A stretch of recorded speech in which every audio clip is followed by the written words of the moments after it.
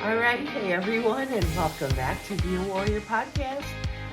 So this week I almost didn't get on. You can probably tell it's a little bit darker in my room because it's late. Um, but I have been dealing with the aftermath of getting sick while at Disney World a week ago. And for some reason, it has taken effect of my nasal passages and my chest. So I apologize. I hope I don't cough. We'll see if I end up posting this or not. But anyway, I did want to get on because I don't want you to forget that we do meet weekly. And, sometimes I feel really, really inspired by something and I can't wait to post. And there's other weeks that I just wonder what it is that is really needed and what people need to hear this week. And if you've been watching and listening, this summer I bought this book, How to Walk, by Thich Nhat Hanh, who was a monk and did a lot with meditation. And this How to Walk literally is about meditative walking and being present and in the moment. And, last week I posted about our trip to Disney, where within 4 days I did over 105,000 steps. The first day was almost 11 miles, and it was brutal on phantom pain the first couple days. Didn't sleep well, and obviously got sick in the midst of all that, not towards till the end. And for some reason, I don't know if this is something different or a continuation, but it is settled into my chest. So I apologize. I sound kind of deep today. But what I have noticed is, number one, I'm always going. Like, that's just how I am. That's how I learned to walk real quickly with my prosthetic.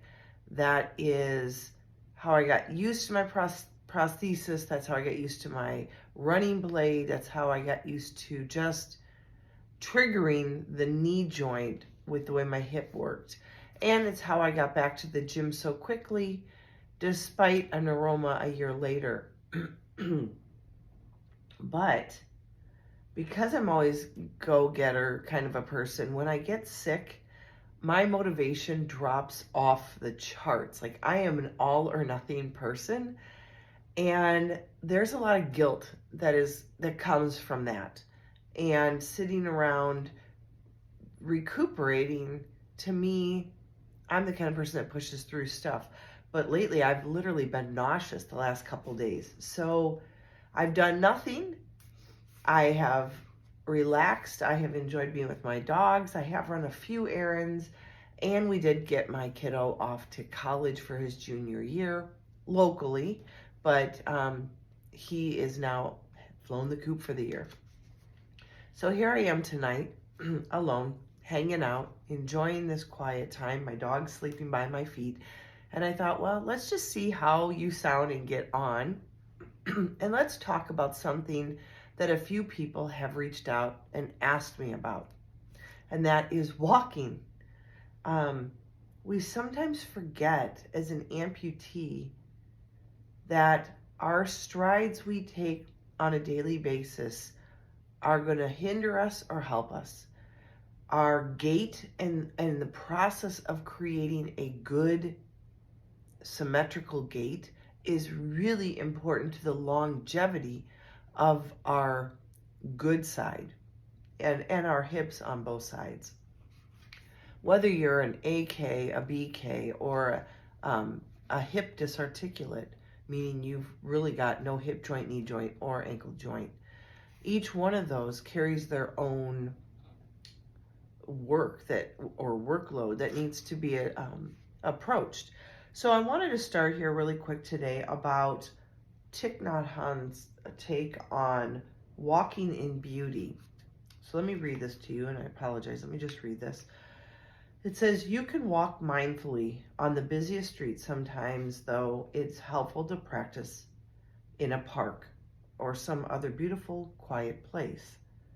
Walk slowly, but not so slowly that you draw too much attention to yourself, which sometimes is really hard because you're an amputee, and if you're wearing shorts, people are going to see it anyways.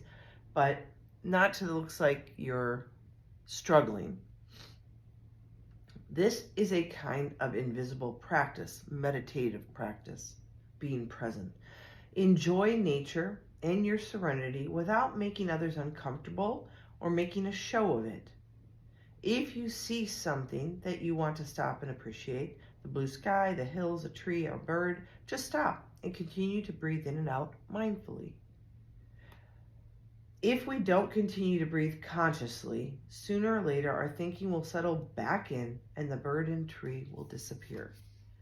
Now, you might ask why I decided to read that one. And it's really simple.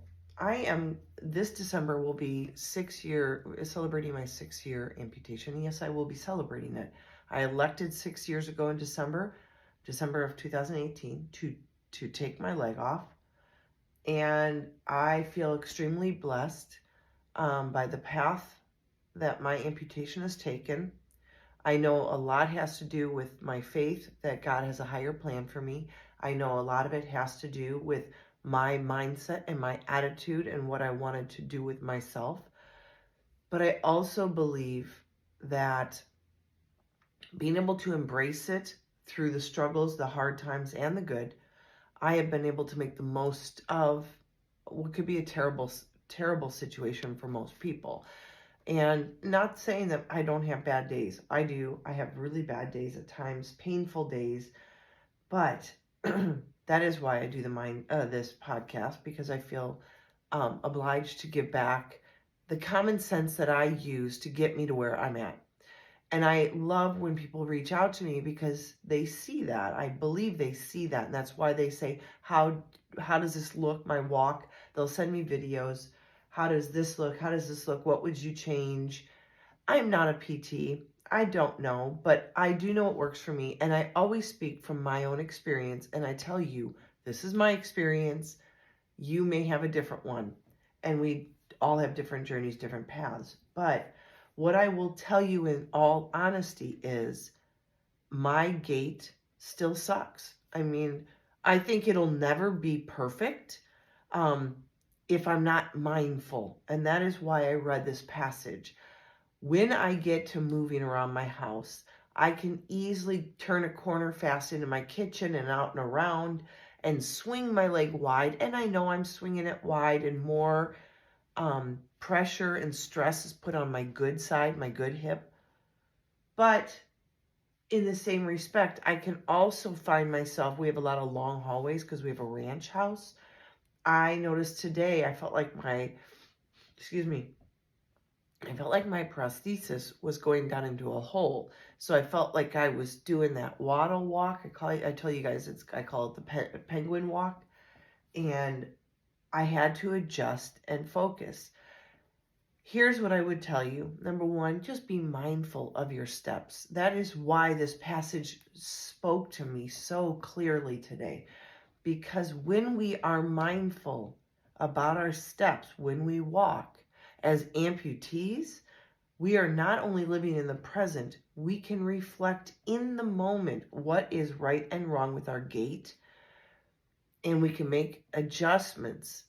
And I'm still making adjustments to my gait on a daily basis. Like I said, I can be cruising around my house, getting laundry done, getting garbage out, getting the dogs fed, whatever it is I'm doing, and I'm not even thinking about how I'm walking, which is bad, because what I'm doing is practicing an imperfect walk, imperfect gait, which will lead me to fall back to that when I get tired, lazy, or I'm hurting, or when I'm just not focused. And you really want to practice what you want out of life. So when you aren't being mindful, you're actually doing it right. Why is that important? Because if you're not practicing it right, you will eventually burn out the good side of your body with horrible gait mechanics that is going to make you bone on bone in your hip, throw out your other knee, create an issue with your ankle. Or in my case, I noticed the outside of my heel of my shoe is almost bare compared to the tread elsewhere. I've always been overpronated. I believe that's what it is, overpronated, where I walk out on my outer heel and the outer side of my foot. But that means I've got to work extra hard to make sure I'm not compensating. And I see it all the time with my walk. When my husband does video of me from behind when I'm hiking or walking, my ankle gives out. It's really weird. I don't know how to explain it, but I can see that I swing my ankle up and around instead of just heel toe. Heel toe. I go heel, round, and toe. So I need to still work on that. And I know that I let life get the better of me and I'm not focused all the time on my gait. And of course, that's just going to happen. But if you know that you're not being mindful and that brings you back to being mindful, you are practicing really good mechanics then, because you're constantly putting yourself in check.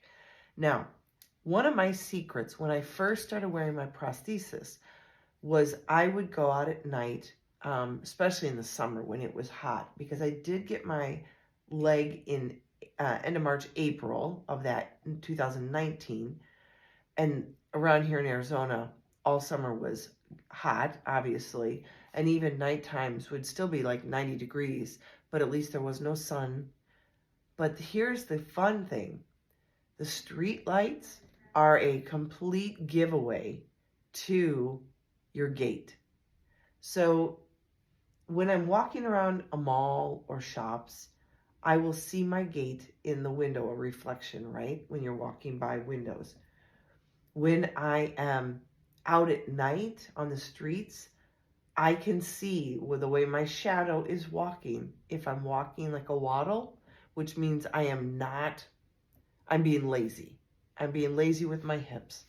So when you are walking, one of the things that I learned a long time ago on the proper gait mechanics to just basic walking was making sure your hips are engaged and you kind of pull them in tight and you keep them here. What happens is when we get tired, we loosen them and then we kind of have that roundabout lazy swagger.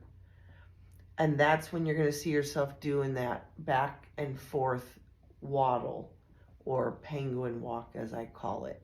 So if you are struggling, and I will tell you, when I see myself walk that way or I see other people, my first thing that I think of is, are they hurting?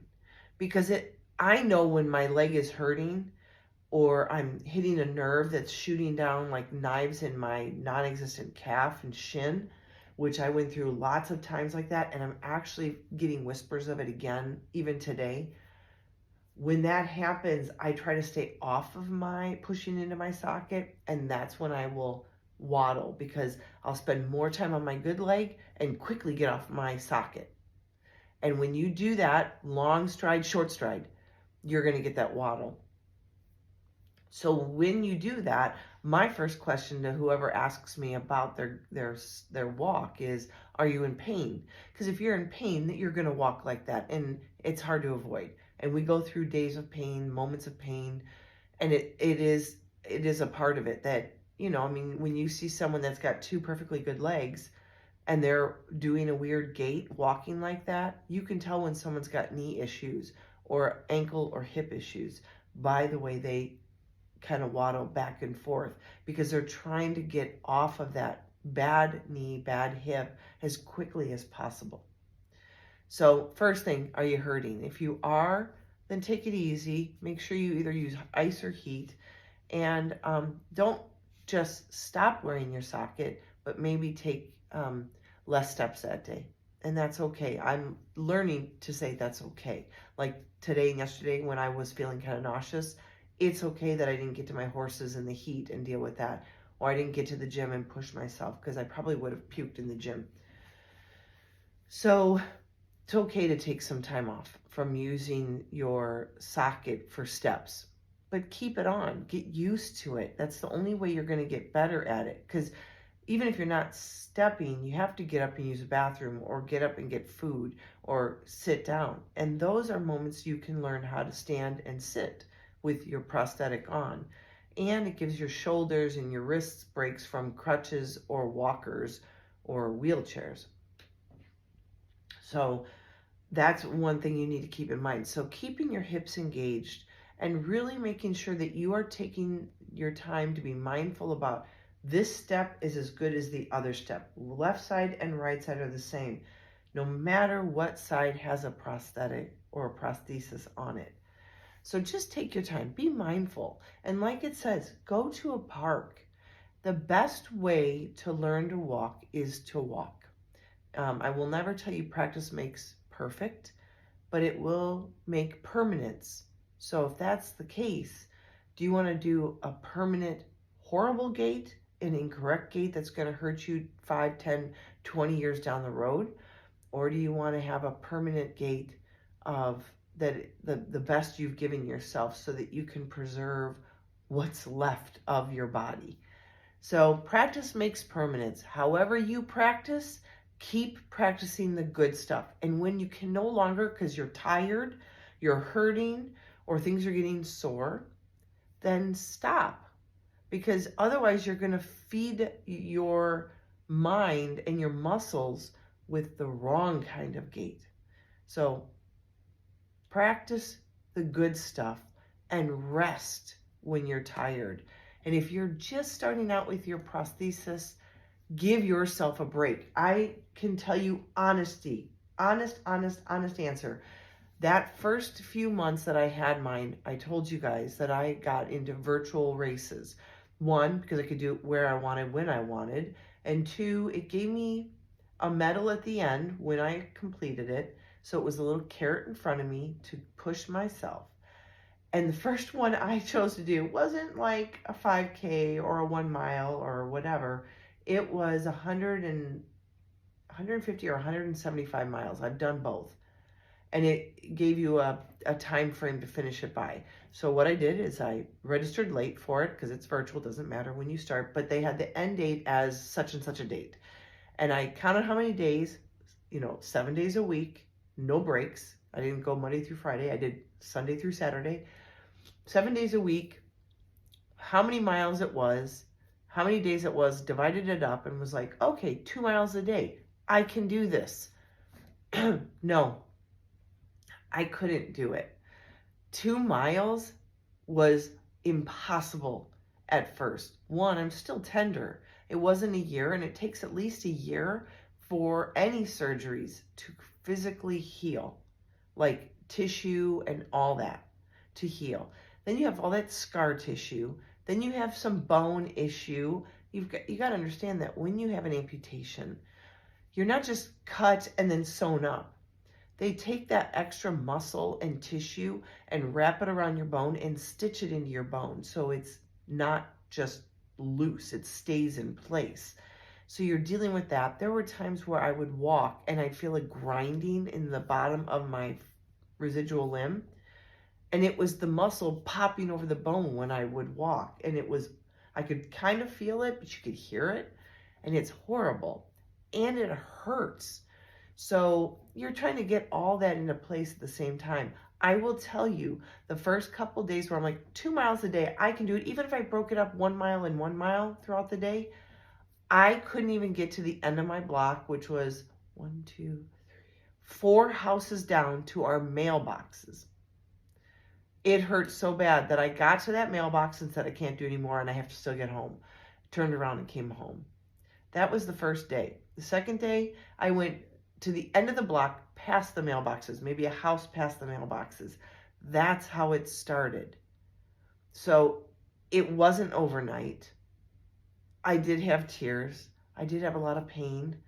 I did have disappointment because I thought it would be easy. Like, no one talks about the process. Everybody talks about the process of amputation, but not the process of learning to walk again at my age or anybody's age. It's not 2. And, falling is a lot scarier at our height than when you're 2. None of the process of getting used to being an amputee is ever talked about because most people are just trying to wrap their heads around the actual surgery. So I'm telling you, it wasn't overnight. And if anybody tells you differently, they're not being fully honest. I can tell you it was quote unquote overnight. I think I had a really easy time of it, but it was months. I did my first 10K just over 12 months um, after my surgery, I did my first 12K or 10, no, yeah, 10K, sorry. I did my first 10K with the Rock and Roll Marathon here in January of 2020. So a whole year plus almost a month after my surgery. And it was even hard then, not because of the pain, but because I was shrinking and I had to keep just taking my leg off in the middle of it. I think 4 times during that 10K, I had to take my socket off, put some socks on to thicken it because I was shrinking in the time I was doing 10K. My leg shrank 4 different occasions and my leg was falling off. So hard times because you're exhausted. I spent 5 years of laying up in bed for surgeries. So I was not physically fit. So you got that. The extra weight I was harboring at that time was about 55 pounds more than I am now. That's hard to sling around. You got a brand new thing that's attached to your body, very foreign object that you've never had, and you've just spent 3 months being about 10 to 12 pounds lighter because of your leg being cut off, that flesh being gone. Now you put that 10 to 12 pounds back on and it feels like it might as well be 50 pounds. So you're dealing with that. So you're out of shape, you might be overweight, and you're slinging something that just doesn't feel natural. Then you got to get yourself like going, and you got to deal with the pain and the awkwardness and the mechanics. So be patient, practice good habits, and when you're too tired, stop and be proud of how far you got that day, and make a journal up. Today I only walked to this point. I wished I had a journal of all those days. I just remember the first couple days on barely getting to the mailboxes, but I can tell you that I've done about 15 to 16 different virtual races, all ranging from 5K up to 175, 200 miles over time. And literally this Disney trip, 105,000 steps within 4 days of Disney. So it does happen. It is not overnight. And I am still grappling with days where my gait looks like crap. So just keep practicing the good stuff. Give yourself a break. Write down how far you got, because someday, a year down the road, you're going to look back and go, wow, I could only do this. Do you remember this? And you're going to feel so proud of how far you've come, because a year is a blink of the eye. I can't believe I'm going on 6 years. It feels like it just happened. I can still remember all those hard times and the surgery and all those days of struggling and fittings and all that stuff that happened. So give yourself some grace. Take some nice, now that the weather is getting better for most parts of the country, go out and take a nice walk and observe the world around you as you focus on tightening up your hips and walking through, not swinging out. Work on that gait, walking through as if it's your leg. And take it as far as you can go each day. And every day, try to push yourself a few more steps every day. That's how you'll get better. That's how you'll get to the point you want to be, where you don't even think about it. I'm not even there yet. I still get up from restaurants and sitting down with my family or getting out of my car. In the first 5 to 10 steps, I feel awkward, a little nervous that people are watching, that I might trip if I'm not totally engaged everywhere. It's not natural. So give yourself that grace and know that you will get there too, but it just takes time. So walk with mindfulness. Take it step by step. Your call to action this week is to be mindful in your walk, in your gait. And if you're struggling and you're not an amputee, but you're struggling with your health, same thing for you. Take it day by day, and every day do just a little bit more. If you have been on a couch and you see those couch to 5K kind of regiments, all it is about pushing yourself just a little bit more each day. So you can do that. So your call to action this week, push yourself every day. Know when to take a break, know when to rest, And then the next day, regroup, do it again, and go just a little bit further. Push yourself just a little bit farther, and you're going to get to where you want to be, and you're going to be really proud of yourself, just like I am. So, warriors, rise up. You got this. I believe in you. Believe in yourself, and know that you are special and you are loved. I'm glad I made it through without coughing today. I hope you guys enjoyed this podcast. Please make sure you like, subscribe, and share with people that could use a little bit of positivity, whether they're an amputee or not. I try to be positive. I try to give call to actions. I try to be honest with my journey so that you know that it's not all sunshine and roses. And until next time, and as always, be healthy, be happy, be you.